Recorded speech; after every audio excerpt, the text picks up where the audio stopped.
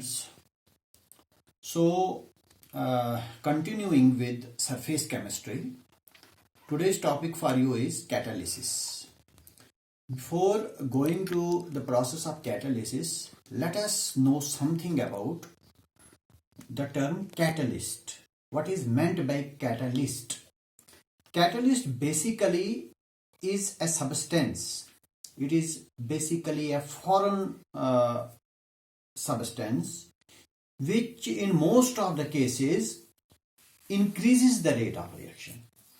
So the main purpose of catalyst, or in other words we can say that we make use of catalyst just to increase the rates of reactions, especially the rates of those reactions which take place slowly, which take place gradually, and in order to save time and to make the process more effective, we make use of catalysts.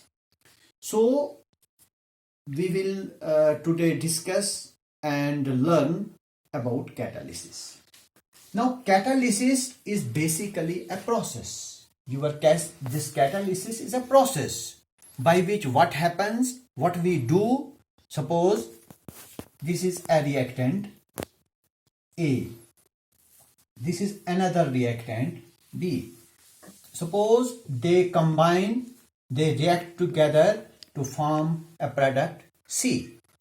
Now suppose this reaction is taking place, and suppose this reaction takes place in 2 minutes.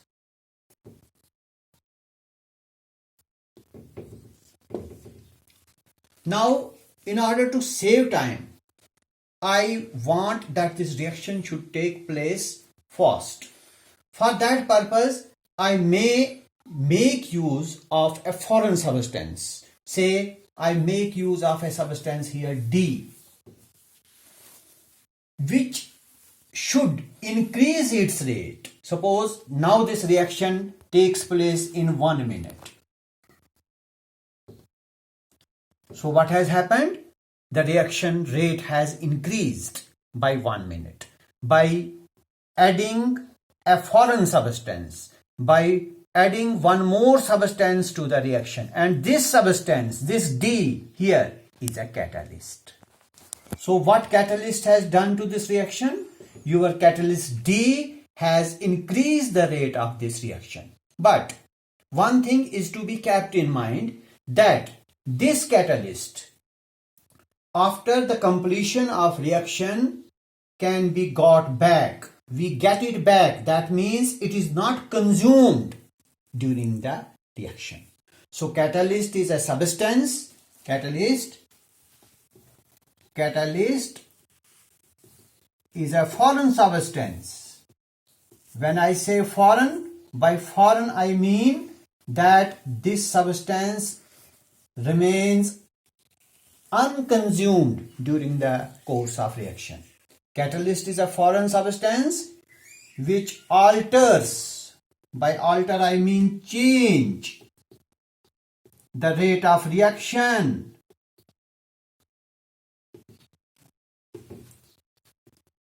without itself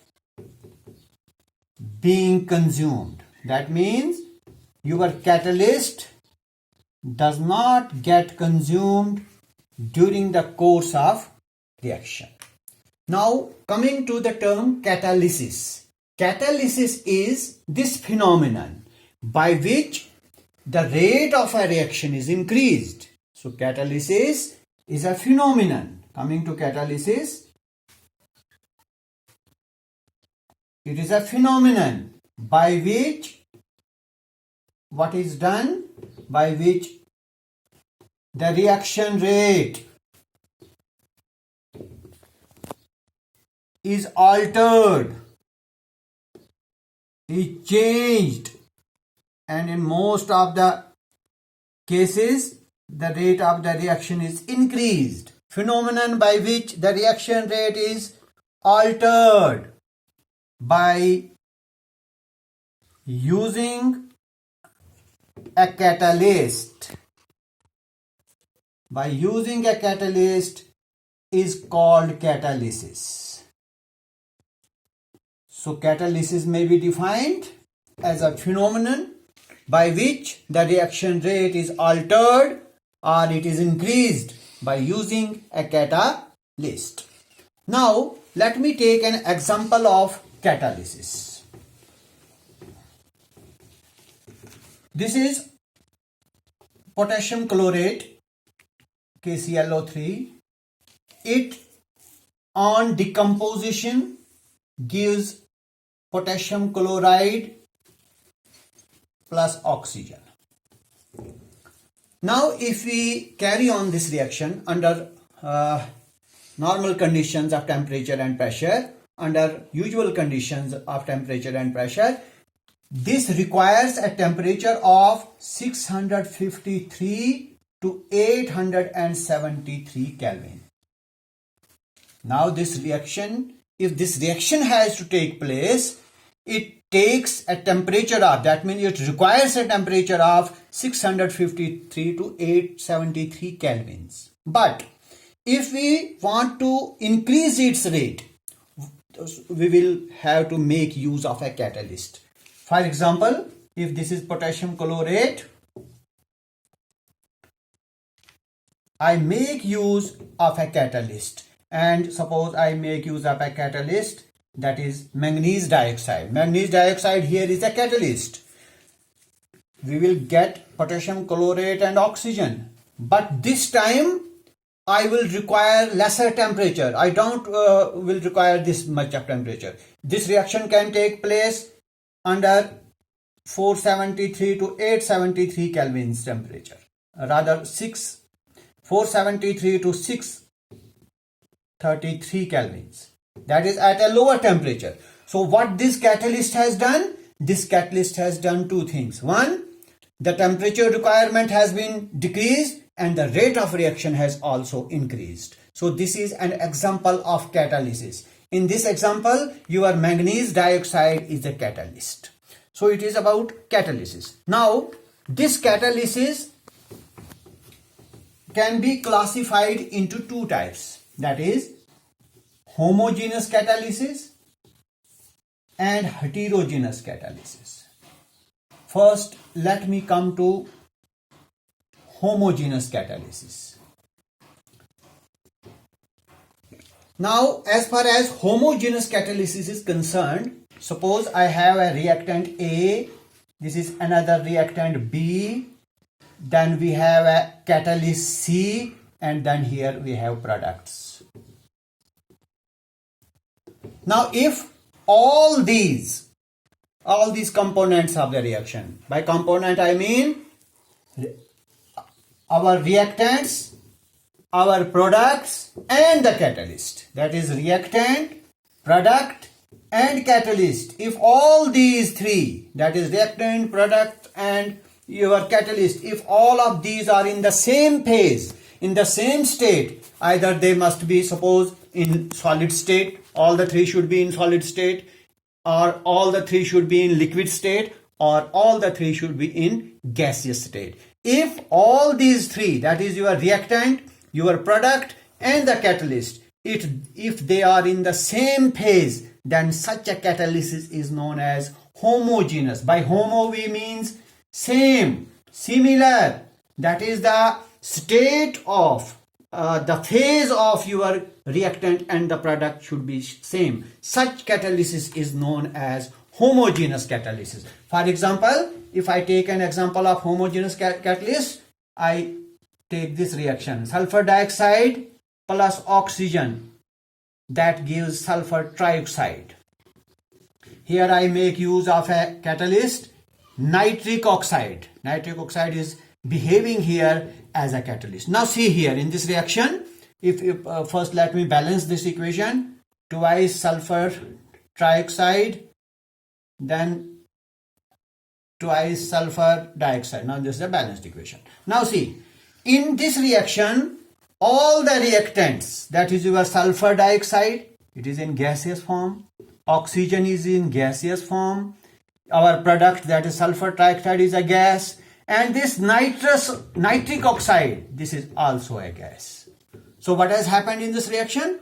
All the components, that is your reactants, the products and the catalyst, they are in the same phase, and here the phase is gaseous phase. So this is a typical example of homogeneous catalysis. Similarly, I can take another example. Carbon monoxide plus oxygen, that gives carbon dioxide. In this case, the catalyst used is again nitric oxide. Now what is similar here again? Here all these, that is carbon dioxide is a gas, then oxygen is a gas, then carbon dioxide is a gas, and then nitric oxide is again a gas. So this is another example of homogeneous catalysis.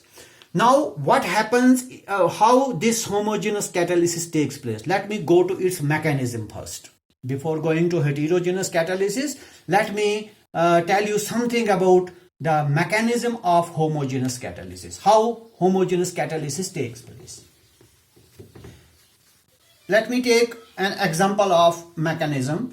Suppose I have to convert sulfur dioxide into sulfur trioxide. This is sulfur dioxide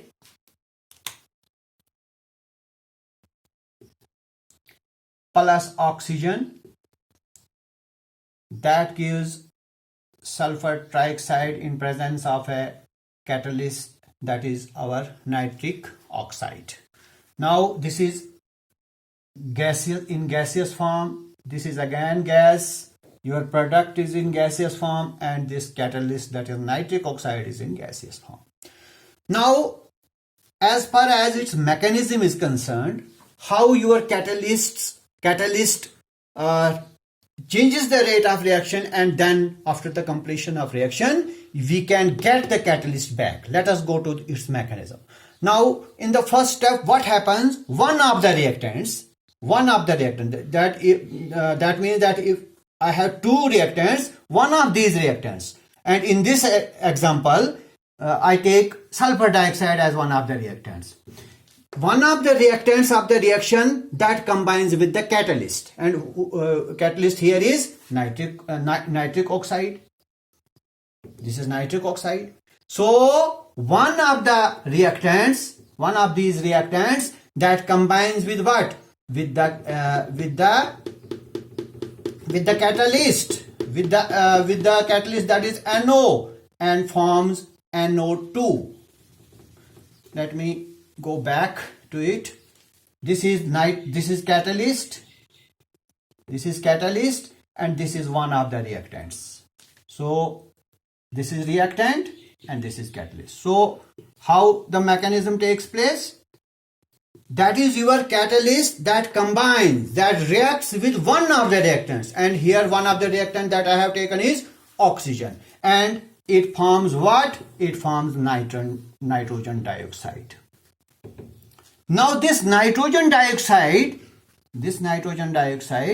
it combines with sulfur dioxide to form our main product, that is sulfur trioxide, and NO. NO means catalyst. Catalyst is not consumed. We get the catalyst back. So what happens in the mechanism? One of the reactants, and here in this case, one of the reactants that I have taken is oxygen, that combines with the catalyst, forming a substance. This substance which is formed in the first step, it is known as intermediate. So how intermediate is formed? Intermediate is formed by the reaction of catalyst with one of the reactants. And in the second step, this intermediate combines with another reactant. Another reactant was sulfur dioxide, forming our final product, and we get back the catalyst. This is how mechanism of homogeneous catalysis takes place. So this is all about homogeneous catalysis. Now let me come to another catalysis, that is heterogeneous catalysis. Heterogeneous. As the term suggests, that in this case the phase should not be same. The phase of reactant, product and the catalyst should not be same, it should be different. That is hetero. Hetero stands for different. Suppose, let me take a reaction. This is hydrogen plus nitrogen gives ammonia, 2 times ammonia. And here the catalyst is iron. Now just see in this reaction. Hydrogen is a gas, nitrogen is a gas, ammonia is again gas, but this catalyst, that is iron, it is in solid state. So what has happened in this reaction? In this reaction, the reactant and the catalyst, they should be in different phases. In this example, reactants are in the gaseous phase and this catalyst is in the solid phase. So when the reactant and the catalyst are in different phases, then such a catalysis is known as heterogeneous catalysis. Or in other words, I can say that in heterogeneous catalysis, our reactant must be in solid state. Please keep in mind that in this catalysis, our catalyst should be in solid state, and as far as our reactants are concerned, they should be in gaseous state, and in some cases it can be even in liquid state. So a type of catalysis in which the catalyst should be in solid state, and as far as our reactants are concerned, they should be in gaseous state, and in a very fewer cases they can be in liquid state. So such a catalysis is known as heterogeneous catalysis. Now we have 2 types of catalysts also, that is positive catalyst and negative catalyst. Now this plus sign indicates each and everything, that what is a positive catalyst and positive catalysis. Here negative catalyst and negative catalysis. Now coming to first positive catalyst. A positive catalyst is that catalyst which increases the rate of reaction. By positive I mean increase. When there is increase in what? Increase in the rate of reaction by using the catalyst, such a catalyst is known as positive catalyst. For example, this is sulfur dioxide combining with oxygen to form sulfur trioxide in presence of a catalyst, that is vanadium pentoxide, V2O5. In this reaction, your vanadium pentoxide is a positive catalyst because this increases the rate of reaction, and this catalysis is known as positive catalysis. So this is an example of positive catalysis. Coming to negative catalyst decreases the rate of reaction. By negative sign I mean decrease in the rate of reaction. So a negative catalyst is that catalyst which decreases the rate of reaction, and such a catalysis is known as negative catalysis. For example, if I take an example, this is decomposition of hydrogen peroxide. Decomposition of hydrogen peroxide into water and oxygen in presence of a catalyst HPO3, that is phosphoric acid. HPO3 is phosphoric acid. This is acting as a catalyst here, but this is a negative catalyst because this catalyst decreases the rate of decomposition of hydrogen peroxide, and this catalysis will be known as negative catalysis. And as far as the mechanism of heterogeneous these catalysis is concerned, that depends upon a theory known as adsorption theory, which we have already read, adsorption theory. So the mechanism of heterogeneous catalysis depends upon adsorption theory. For today it is all. Thank you very much.